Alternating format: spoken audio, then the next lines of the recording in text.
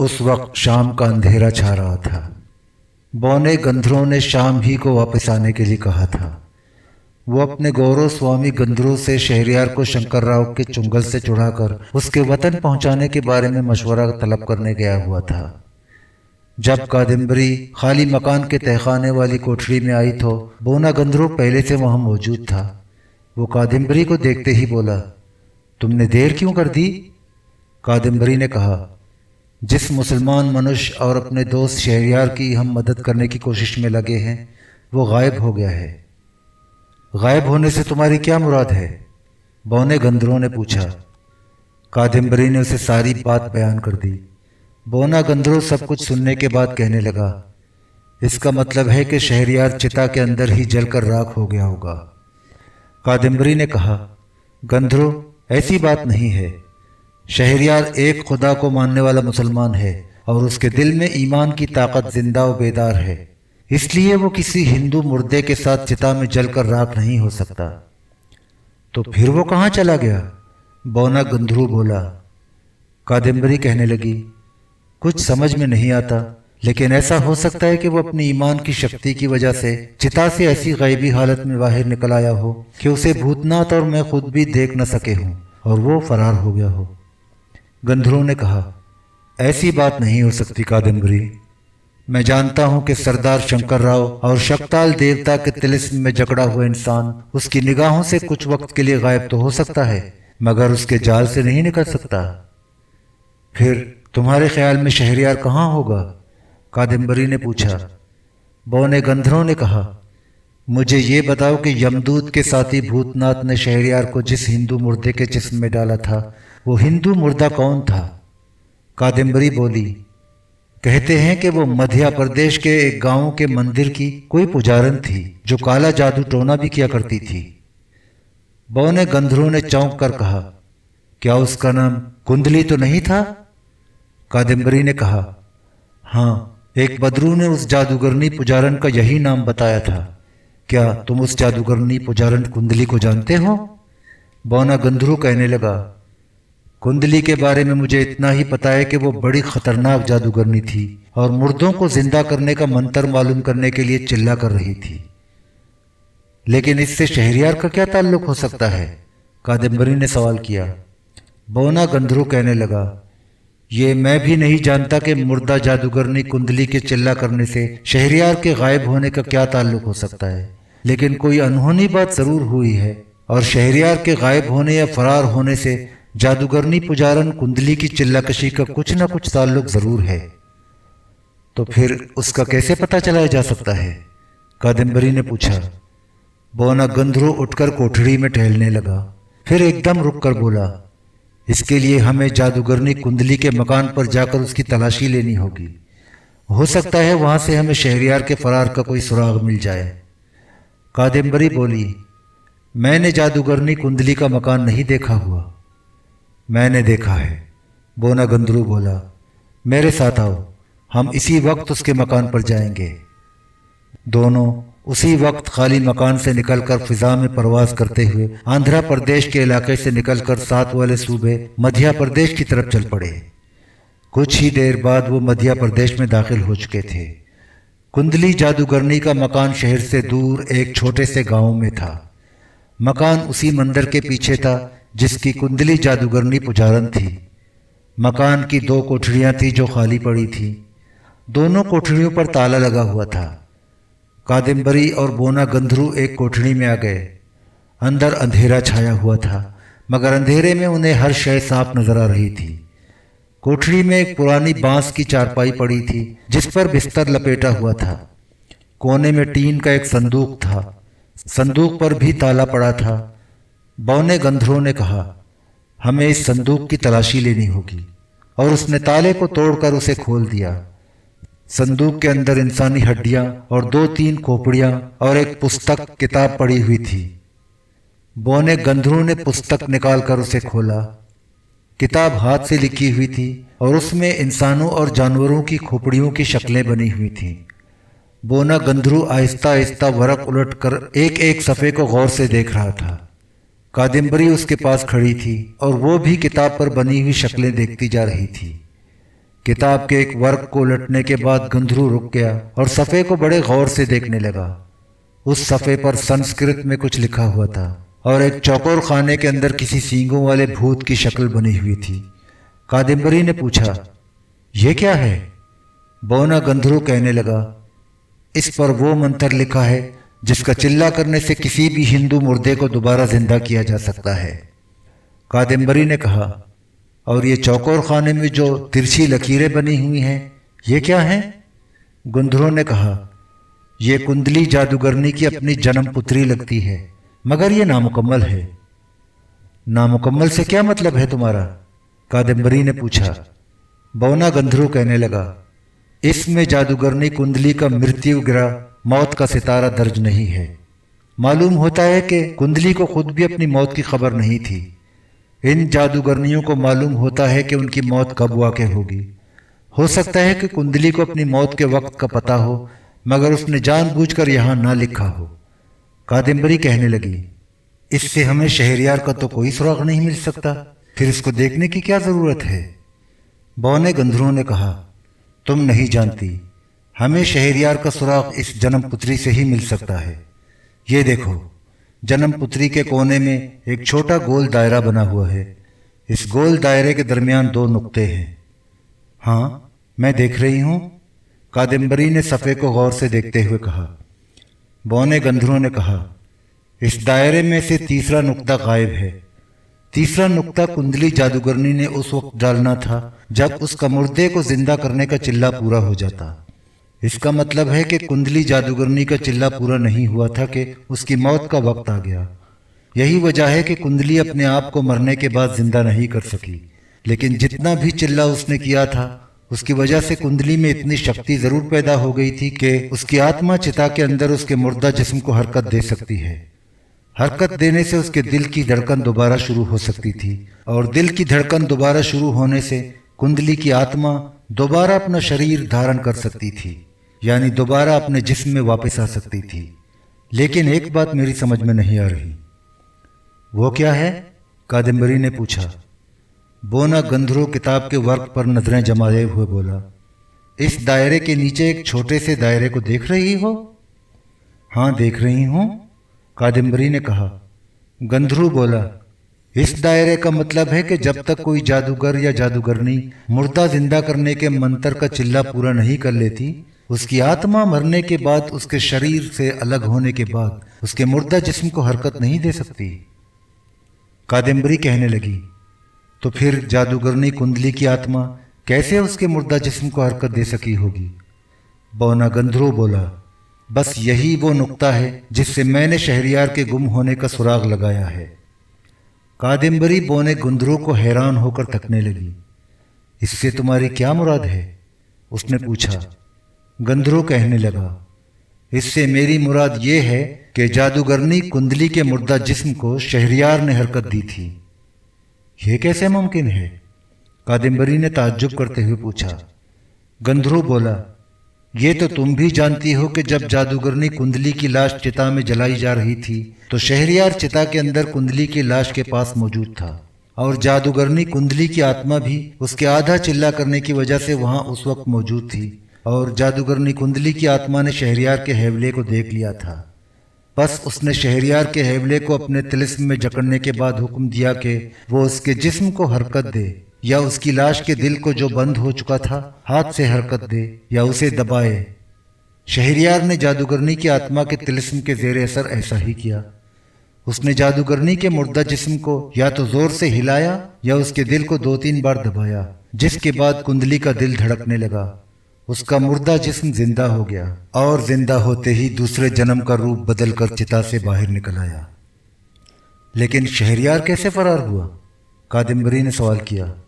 गंधरू बोला, शहरयार गायब नहीं हुआ, बल्कि जादूगरनी कुंडली ने उसे फौरन अपने कब्जे में कर लिया, क्योंकि अब जादूगरनी कुंडली की दूसरे जन्म की जिंदगी और मौत शहरयार के हाथ में थी।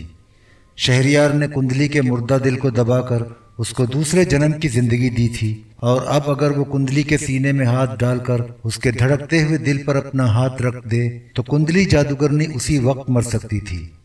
चूँकि कुंडली जादूगरनी को दूसरे जन्म में जिंदा होने के बाद ये मालूम था कि जिस हैवले ने उसके दिल को हरकत देकर उसे फिर से जिंदा किया है वो भी कोई बदरू है, और बदरू किसी भी जिंदा इंसान के सीने में हाथ डाल सकती है।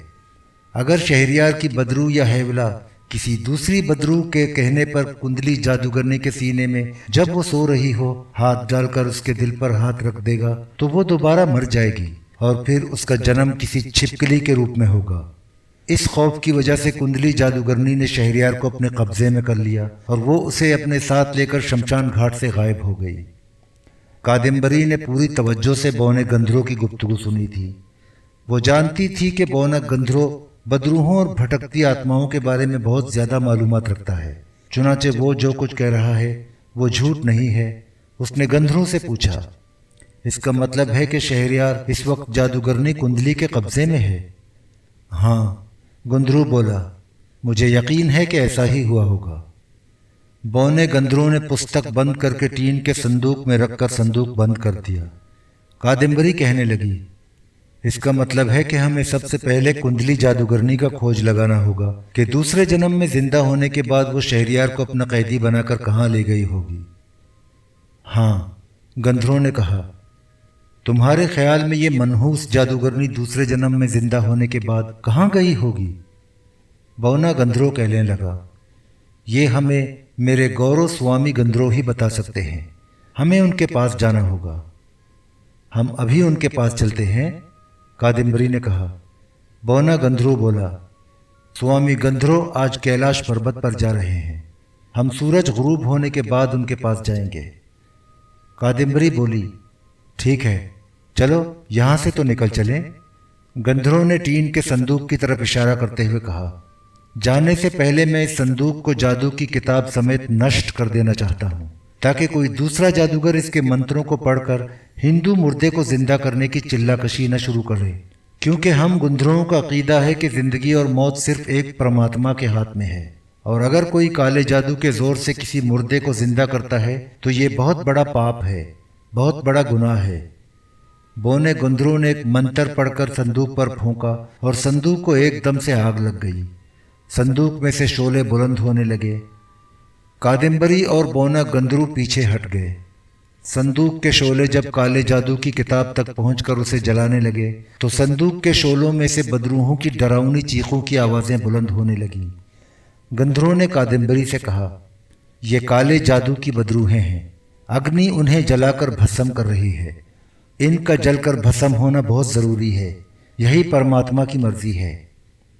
जैसे जैसे जलते हुए संदूक के शोले मध्यम पड़ रहे थे, बदरूहों की चीखें भी मध्यम पड़ती जा रही थीं, और जब संदूक जलकर राख हो गया और शोले बुझ गए तो बदरूहों की चीखें भी गायब हो गईं।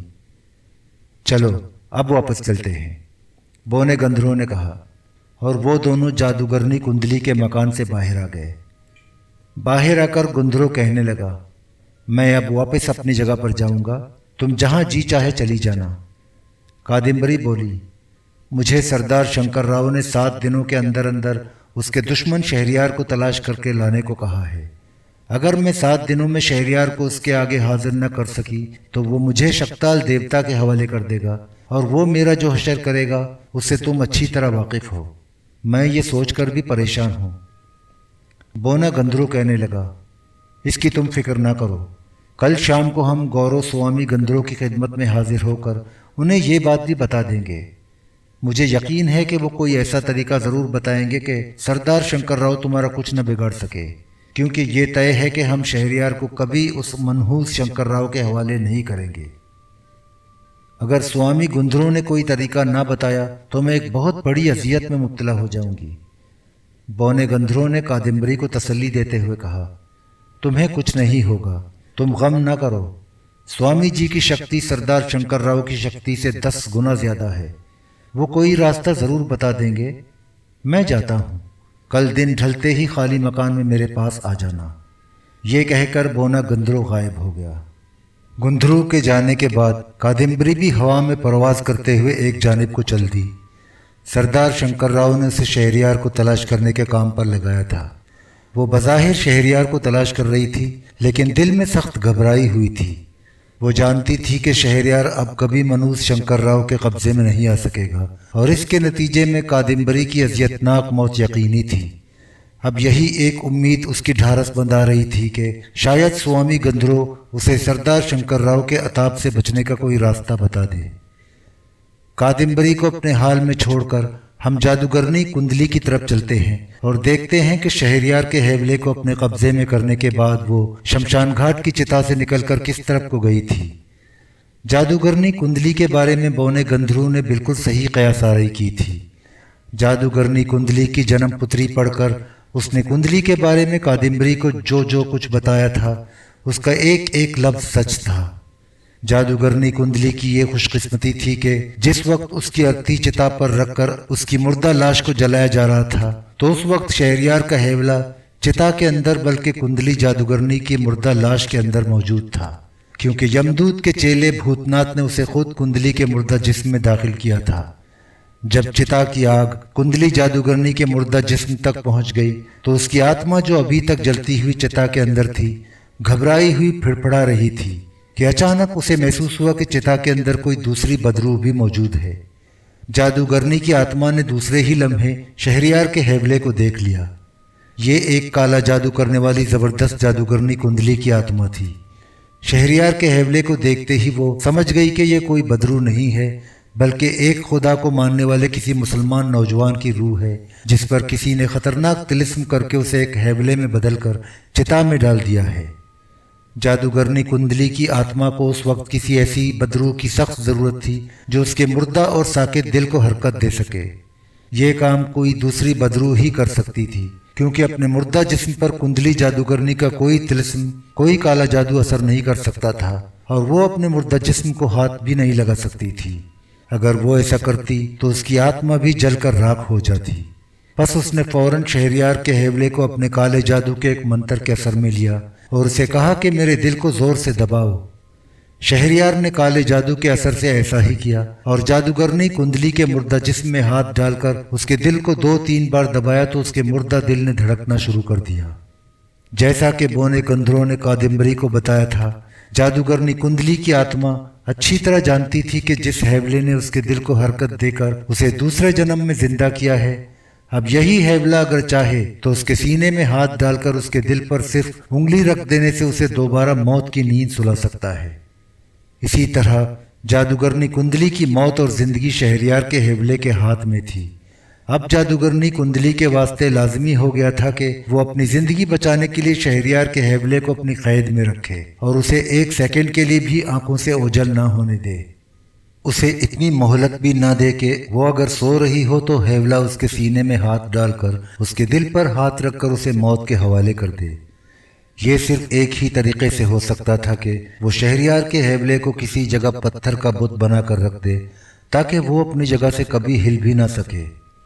جادوگرنی کندلی شہریار کے حیولے کو لے کر سیدھی نرگنی مورتی کی زمیندوز گپھا کی طرف روانہ ہو گئی۔ جادوگرنی کندلی اپنی موت سے پہلے ہندو مردوں کو زندہ کرنے کے جادو کا چلہ کر رہی تھی۔ ابھی اس نے آدھا چلہ کیا تھا کہ اسے موت آ گئی۔ اب جب کہ وہ ایک حیرت انگیز شوب دے کے بعد دوسرا جنم لے کر پھر سے زندہ ہو گئی تھی تو اس نے مردوں کو زندہ کرنے والے طلسم کے حصول کے لیے باقی کا آدھا چلہ بھی پورا کرنے کا فیصلہ کر لیا تھا۔ یہ چلہ 2 مرحلوں میں اسے پورا کرنا تھا اور یہ چلہ نرگنی مورتی کے آگے پورا کرنا تھا۔ نرگنی ہندوؤں کی ایک قدیم روایتی دیوی تھی جس کے بارے میں کتابوں میں لکھا تھا کہ وہ مہینے کی ایک خاص رات کو اپنی زیر زمین گپھا سے نکل جاتی تھی، اور جس کسی لڑکی کی شادی کی پہلی رات یعنی سہاگ رات ہوتی تھی وہ وہاں سے دلہن کو اٹھا کر اپنی گپھا میں لے آتی تھی اور اس کی گردن کاٹ کر اس کے خون سے اشنان یعنی غسل کرتی تھی۔ اس قاتل دیوی نرگنی کی گپھا آندھرا پردیش کے ضلع اورنگ آباد میں واقع اجنتا کے قدیم غاروں میں تھی۔ یہاں اجنتا کے قدیم غاروں کی مختصر سی تاریخ بیان کرنا ضروری ہے۔ ریاست حیدرآباد دکن کا ایک مشہور شہر اورنگ آباد ہے۔ اورنگ آباد سے 7 میل کے فاصلے پر اجنتا نام کا ایک چھوٹا سا قصبہ ہے۔ اس قصبے کی ایک پہاڑی میں اجنتا کے قدیم غار ہیں۔ یہ غار 1500 سال پرانے ہیں اور یہ 1817 میں دریافت ہوئے تھے۔ ان غاروں کی کل تعداد 36 ہے۔ یہ غار پہاڑی کے اندر چٹانوں کو کاٹ اور تراش کر بنائے گئے ہیں۔ کہنے کو تو یہ غار ہیں، مگر ان کے اندر بے شمار ستونوں والے چھوٹے بڑے کمرے بنے ہوئے ہیں جو چٹانوں کو تراش کر تعمیر کیے گئے ہیں۔ ہر غار کی دیواروں میں مختلف بت اور مورتیاں تراشی ہوئی ہیں اور دیوی دیوتاؤں کی رنگین تصویریں بھی بنی ہوئی ہیں۔ ان غاروں میں بعض مورتیاں ہنس رہی ہیں، بعض رقص کر رہی ہیں اور بعض رو رہی ہیں، اور بعض ترشول ہاتھ میں لیے غضبناک آنکھوں سے دیکھ رہی ہیں۔ سب سے نیچے کے زمین دوز غار میں نرگنی کی مورتی دیوار تراش کر بنائی گئی ہے۔ یہ مورتی کئی 100 سال پرانی ہے۔ خوفناک آنکھوں اور لمبے دانتوں والی نرگنی دیوی کی مورتی کے ایک ہاتھ میں تلوار ہے اور دوسرے ہاتھ میں 3 خنجروں والا ترشول دکھایا گیا ہے۔ اس کے ہونٹوں کے ایک کنارے سے سرخ رنگ کا خون بہتے ہوئے بھی دکھایا گیا ہے۔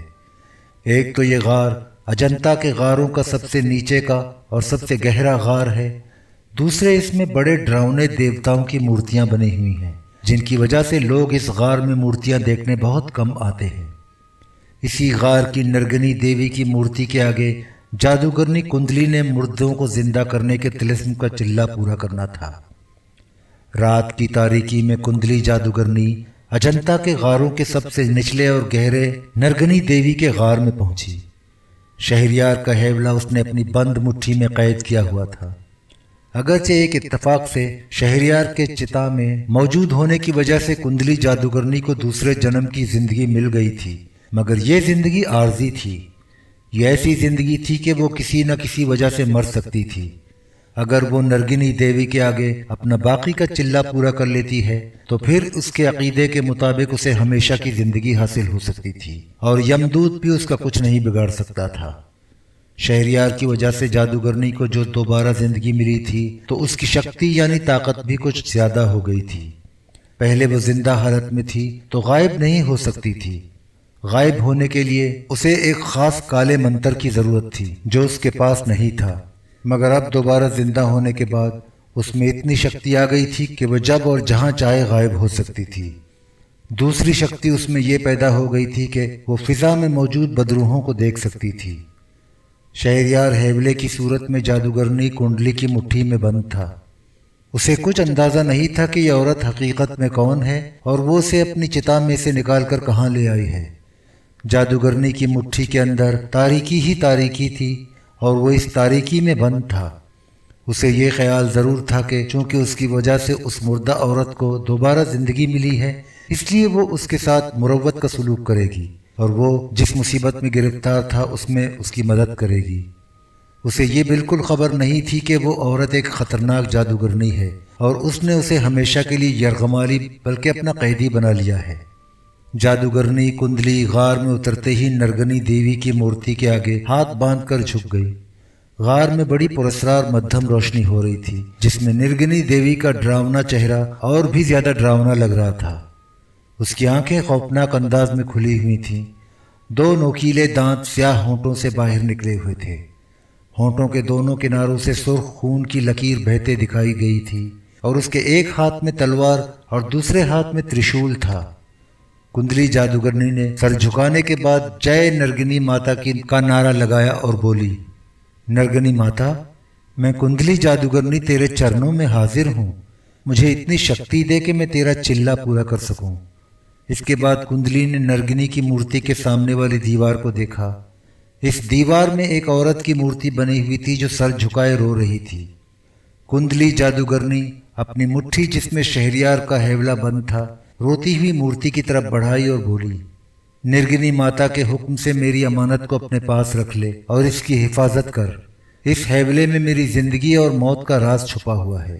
اور کندلی جادوگرنی بلند آواز میں کالے جادو کا کوئی منتر پڑھنے لگی۔ منتر ختم ہوا تو اس نے اپنی مٹھی کھول کر شہریار کے ہیولے کو زور سے روتی ہوئی مورتی کی طرف پھینکا۔ شہریار کا ہیولہ مورتی کی دیوار سے ٹکراتے ہی خود بھی مورتی کی طرف پتھر کا ہو گیا۔ عجیب بات تھی کہ پتھر کی مورتی میں تبدیل ہونے کے بعد شہریار کی اصلی انسانی شکل واضح ہو گئی تھی۔ ایسے لگ رہا تھا جیسے کسی نے شہریار کو چھوٹی سی مورتی میں تبدیل کر کے دیوار کے ساتھ پیوست کر دیا ہے۔ دوسری عجیب بات یہ تھی کہ پتھر کی مورتی بننے کے بعد شہریار کا جسم تو پتھر بن کر بے حس ہو گیا تھا، لیکن اس کی آنکھیں، کان اور ذہن پوری طرح بیدار تھا۔ اس کی آنکھیں پترائی ہوئی تھیں مگر اسے سب کچھ دکھائی دے رہا تھا۔ اس کے کان بھی پتھر کے ہو گئے تھے مگر وہ سب کچھ سن رہا تھا۔ اسی طرح اس کا ذہن بھی بیدار تھا اور وہ سوچ سکتا تھا اور اس کی یادداشت بھی قائم تھی۔ جادوگرنی کندلی کو یہ معلوم نہیں تھا کہ شہریار پتھر کی مورتی بن جانے کے بعد بھی دیکھ سکتا ہے، سن سکتا ہے اور سوچ سکتا ہے۔ کندلی کے لیے یہی اطمینان کافی تھا کہ جس شخص کے ہاتھ میں اس کی زندگی اور موت ہے، یعنی جو ہیولے کی شکل میں اس کے سینے میں ہاتھ ڈال کر اس کے دل پر انگلی رکھنے کے بعد اسے زندگی سے محروم کر کے ہمیشہ کے لیے موت کی نیند سلا سکتا تھا، وہ پتھر کی مورتی بن چکا ہے اور اپنی جگہ سے حرکت نہیں کر سکتا، اور اس طرح وہ ہمیشہ اس کی آنکھوں کے سامنے رہے گا اور کہیں فرار بھی نہیں ہو سکے گا۔ اس نے قریب جا کر بڑے غور سے شہریار کی مورتی کو دیکھا اور بولی، تم تو ایک خوبصورت نوجوان نکلے۔ خیر، تم جو کوئی بھی ہو، اب کم از کم اس وقت تک کے لیے میری قید میں ہی رہو گے جب تک کہ میں اپنا چلہ پورا کر کے مردوں کو زندہ کرنے کا طلسم حاصل نہیں کر لیتی۔ اس کے بعد میں تمہیں آزاد کر دوں گی، کیونکہ پھر تم اگر میرے دل کو میرے سینے سے نکال کر پھینک بھی دو گے تو میں پھر بھی زندہ رہوں گی۔ اس کے بعد جادوگرنی کندلی دیوی نرگنی کے آگے جھک گئی اور بولی، نرگنی ماتا، میں اپنے گرودیو کا آشیرواد لینے جا رہی ہوں۔ کل رات کو تیرے چرنوں میں آ کر چلنا شروع کر دوں گی۔ کندلی جادوگرنی اتنا کہنے کے بعد غائب ہو گئی۔ شہریار پتھر کی مورتی بنا کندلی جادوگرنی نے جو کچھ کہا تھا سن رہا تھا۔ اتنا اس کی سمجھ میں آ گیا تھا کہ یہ کوئی جادوگرنی ہے جو مردوں کو زندہ کرنے کا چلہ کرنے والی ہے۔ جب تک وہ کندلی کی مٹھی میں بند تھا اسے کچھ سنائی نہیں دیتا تھا۔ یہ بھی شاید اس جادوگرنی کے طلسم کی وجہ سے تھا، مگر جب کندلی نے اسے مٹھی میں سے نکال کر دیوار پر پتھر کی مورتی میں تبدیل کر دیا تھا، اس وقت کے بعد کندلی نے نرگنی ماتا کے آگے جو کچھ کہا تھا وہ اس نے سن لیا تھا۔ انسان ایک دم سے پتھر بن جائے تو یہ ایک بہت بڑا عذاب ہوتا ہے۔ شہریار اس عذاب میں ضرور مبتلا تھا، مگر جو چیز اسے سب سے زیادہ پریشان کر رہی تھی وہ یہ تھی کہ اگر اس کا دوست بونا گندھرو اس کو تلاش کرتا ہوا وہاں پہنچ گیا تو شہریار بول کر اسے نہیں بتا سکے گا کہ میں شہریار ہی ہوں۔ مجھے اس مصیبت سے نکالو۔ بونا گندھرو شہریار کی اصلی انسانی شکل سے بھی واقف نہیں تھا۔ وہ اس کی مورتی کو دیکھ کر کبھی نہیں سمجھ سکے گا کہ جس کی اسے تلاش ہے یہ اسی شہریار کی مورتی ہے۔ وہ اسے بھی اجنتا کے غار کی کوئی قدیم مورتی سمجھ کر اس پر ایک نگاہ ڈالنے کے بعد چلا جائے گا، اور پھر نہ جانے شہریار کے ساتھ کیا کر گزرے اور کب اسے پتھر کی مورتی سے دوبارہ انسان کی شکل میں آنا نصیب ہو۔ ہاں، اگر کادمبری بھی اس کے ساتھ ہوئی تو وہ شہریار کی مورتی کو پہچان لے گی، کیونکہ اس نے شہریار کو انسانی شکل میں دیکھا ہوا ہے۔ شہریار دل میں خدا سے دعا مانگنے لگا کہ اگر بونا گندھرو آئے تو کادمبری بھی اس کے ساتھ ہو تاکہ وہ اسے پہچان لے اور پھر اسے اس طلسم سے آزاد کرانے کی کوشش کرے۔ جس وقت کادمبری بونے گندھرو سے الگ ہو کر فضا میں پرواز کرنے لگی تھی، عین اسی وقت کریہ المنظر بھت نے سردار شنکر راؤ کے پاس اس کی ایک جاسوس بدرو ہاتھ باندھے کھڑی اسے کہہ رہی تھی، سردار مہاراج، آپ نے جس بدرو کادمبری کو اپنے دشمن شہریار کو پکڑنے کا کام سونپا ہے وہ کادمبری آپ کے دشمن کی دوست ہے۔ وہ اس سے محبت کرنے لگی ہے اور اسے یہاں سے بھگا کر لے جانے کی کوشش کر رہے ہیں۔ یہ سننا تھا کہ سردار شنکر راؤ غصے میں دیوانہ ہو گیا۔ اس نے چیخ کر کہا، کیا تم سچ کہہ رہی ہو؟ جاسوس بدرو بولی، سردار، آپ کو معلوم ہے کہ آپ کے سامنے اگر میں نے جھوٹ بولا تو میں جل کر راکھ ہو جاؤں گی۔ میں پوری تسلی کر لینے کے بعد آپ کو یہ خبر بتا رہی ہوں۔